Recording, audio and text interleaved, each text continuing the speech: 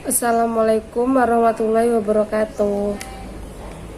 Saya di sini akan menjelaskan sedikit tentang metode just in time pada mata kuliah manajemen operasional.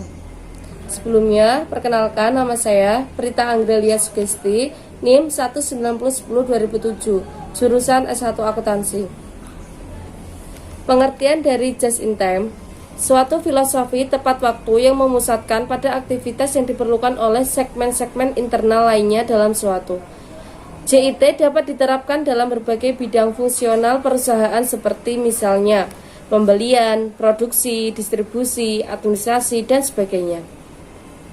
4 aspek pokok JIT. Yang pertama, eliminasi aktivitas yang tidak bernilai tambah terhadap produk. Yang kedua, selalu meningkatkan mutu produk dan tanpa rusak. Yang ketiga, upaya penyempurnaan yang berkesinambungan dalam meningkatkan efisiensi kegiatan. Yang keempat, penyederhanaan aktivitas dan meningkatkan pemahaman terhadap aktivitas yang bernilai. Guna mencapai 4 konsep ini, maka diterapkan sistem dan metode sebagai berikut. Yang pertama, sistem Kanban untuk mempertahankan produk just in time.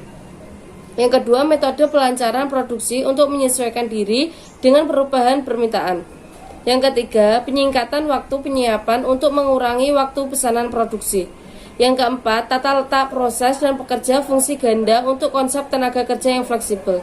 Yang keempat, aktivitas perbaikan lewat berkelompok kecil dan sistem saran untuk meningkatkan moral tenaga kerja. Yang keenam, sistem manajemen fungsional untuk mempromosikan pengendalian mutu ke seluruh bagian perusahaan.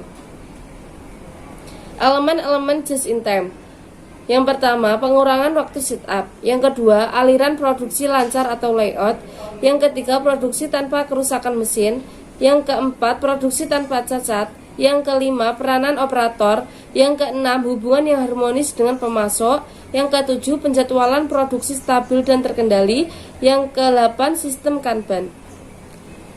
Tujuan utama yang ingin dicapai dari sistem JIT adalah: yang pertama, zero defect atau tidak ada barang yang rusak. Yang kedua, zero sit up time atau tidak ada waktu sit up. Yang ketiga, zero loss access atau tidak ada kelebihan lot. Yang keempat, zero handling atau tidak ada penanganan. Yang kelima, zero requests atau tidak ada antrian. Yang keenam, zero breakdown atau tidak ada kerusakan mesin. Yang ketujuh, zero lead time atau tidak ada lead time. Hal yang diperhatikan dalam JIT: yang pertama, aliran material yang lancar. Yang kedua, pengurangan waktu sit up. Yang ketiga, pengurangan lead time vendor. Yang keempat, komponen zero defect. Yang kelima, kontrol rantai produksi yang disiplin. Pembelian JIT. Pembelian JIT adalah sistem penjadwalan pengadaan barang dengan cara demikian rupa sehingga dapat dilakukan penyerahan segera untuk memenuhi permintaan atau penggunaan. Pembelian dengan JIT dapat mengurangi waktu dan biaya yang berhubungan dengan aktivitas pembelian dengan cara: yang pertama, mengurangi jumlah pemasok, mengurangi atau mengeliminasi waktu dan biaya negosiasi dengan pemasok. Yang kedua, pemilik, pembeli atau pelanggan dengan program pembelian yang mapan. Yang ketiga, mengeliminasi atau mengurangi kegiatan dan biaya yang tidak bernilai tambah. Yang keempat, mengurangi waktu dan biaya untuk program-program pemeriksaan mutu. Produksi JIT. Produksi JIT adalah sistem penjadwalan produksi komponen atau produk yang tepat waktu, mutu, dan jumlahnya sesuai dengan yang diperlukan oleh tahap produksi berikutnya atau sesuai dengan memenuhi permintaan pelanggan. Produksi JIT dapat mengurangi biaya produksi dengan cara: yang pertama, mengurangi atau meniadakan barang dalam proses. Yang kedua, mengurangi atau meniadakan lead time atau waktu tunggu. Yang ketiga, mengurangi biaya setup mesin-mesin pada setiap tahapan pengolahan produk atau workstation. Yang keempat, penyederhanaan pengolahan produk sehingga aktivitas produksi yang tidak bernilai tambah dapat dieliminasi. Perusahaan yang menggunakan produksi JIT dapat meningkatkan efisiensi dalam bidang: yang pertama, lead time atau waktu tunggu pemanufakturan. Yang kedua, persediaan bahan, barang dalam proses, dan produk selesai. Yang ketiga, waktu perpindahan. Yang keempat, tenaga kerja langsung dan tidak langsung. Yang kelima, ruangan pabrik. Yang keenam, biaya mutu. Yang ketujuh, pembelian bahan. Pengaruh JIT pada sistem akuntansi biaya dan manajemen antara lain. Yang pertama, ketertelusuran langsung sejumlah biaya dapat ditingkatkan. Yang kedua, mengeliminasi atau mengurangi kelompok biaya atau cost post untuk aktivitas tidak langsung. Yang ketiga, mengurangi frekuensi perhitungan dan pelaporan informasi selisih biaya tenaga kerja dan overhead pabrik secara individual. Yang keempat, mengurangi keterincian informasi yang dicatat dalam work ticket. Dampak penggunaan JIT dalam sistem pemanufakturan. Yang pertama, meningkatkan ketelacakan atau ketertelusuran biaya. Yang kedua, meningkatkan akurasi perhitungan biaya produk.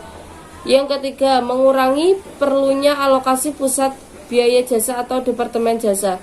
Yang keempat, mengubah perilaku dan relatif pentingnya biaya tenaga kerja langsung. Yang kelima, mempengaruhi sistem penentuan harga pokok pesanan dan proses. JIT versus pemanufakturan tradisional. Pemanufakturan JIT adalah sistem tarikan permintaan atau demand pull. Beberapa perbedaan pemanufakturan JIT dengan tradisional meliputi: yang pertama, persediaan rendah; yang kedua, sel-sel pemanufakturan dan tenaga kerja interdisipliner; yang ketiga, filosofi TQC atau Total Quality Control.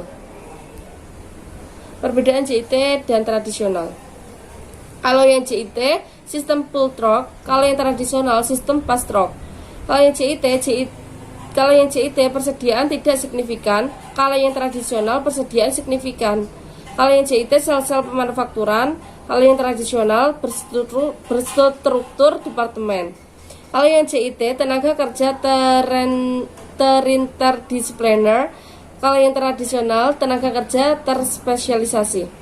Kalau yang JIT pengendalian mutu atau TQC, kalau yang tradisional level mutu acceptable atau AQL. Kalau yang JIT desentralisasi jasa, kalau yang tradisional sentralisasi jasa. Terima kasih. Sekian dari saya. Bila ada kurang lebihnya atau salah kata, mohon maaf. Wassalamualaikum warahmatullahi wabarakatuh.